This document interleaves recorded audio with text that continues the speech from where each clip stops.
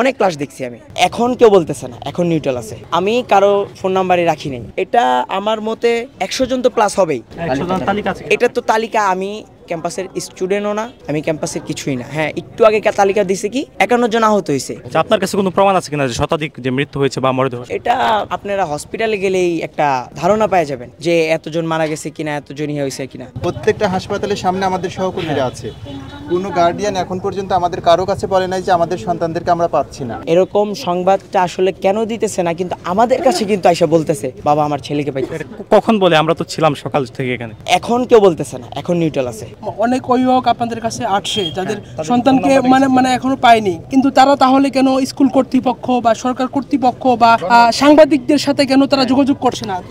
তারা হ্যাঁ, একটা আপনারা নিউজ দেখছেন যে একটা মহিলা এখন পর্যন্ত কান্না করতেছে, তার বাচ্চার কিছুই পাইতেছে না। সে এখনো আবদার জানাইতেছে যে বলেন আমাকে, আমার সন্তান বেঁচে আছে কি মরে গেছে, কিছু একটা জানায় আমার, একটু শান্তি দেন বলতেছে। কিন্তু এখনো অনেক মহিলা বলতেছে এখন। আপনি কি কারো ফোন নাম্বার রেখেছেন কিনা এরকম কোনো অভিভাবকের? আমি কারো ফোন নাম্বারে রাখি নাই। আমি এই জিনিসটা নিয়ে অনেক দৌড়াদৌড়ি উঠেছিলাম 3 দিন। এখন যে কোনো ব্র্যান্ডের পুরাতন এসি বদলে নতুন ওয়ালটন এসিতে উপভোগ করুন 25% ছাড়।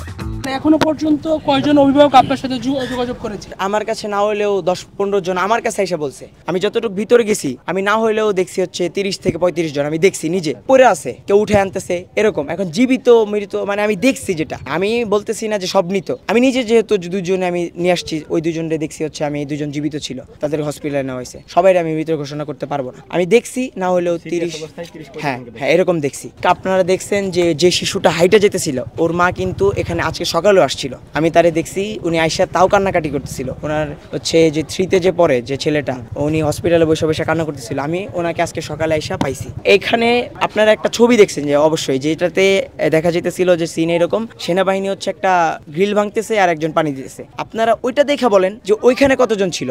এই সাংবাদিকরা এত কষ্ট করে এত রিপোর্ট নিল, পরের দিন কেন নিউজ পেপার গুলোতে আসলো 22 জন মারা গেছে? এটা কেন দিল?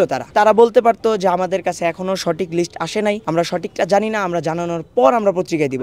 আমারে অনেক মানুষই জিজ্ঞেস করছে, বাবা আমি ভিতরে যেতে চাই, আমি যাইতে পারতেছি না, তুমি একটু দেখো। তখন বাজে 7টা, আমি সেনাবাহিনীর অফিসারের সাথে কথা বলি যে স্যার এরকম ঢুকতে চাইতেছে, আপনারা কতক্ষণ পর ঢুকতে দিবেন? আগামী 2 ঘন্টার ভিতরে কেউ যাইতে পারবে না ভিতরে, সরকারি কর্মকর্তা ছাড়া, ফায়ার সার্ভিস ছাড়া কেউ যাইতে পারবে না ভিতরে। যদি যাইতে চায়ও তাও 2 ঘন্টা লাগবে।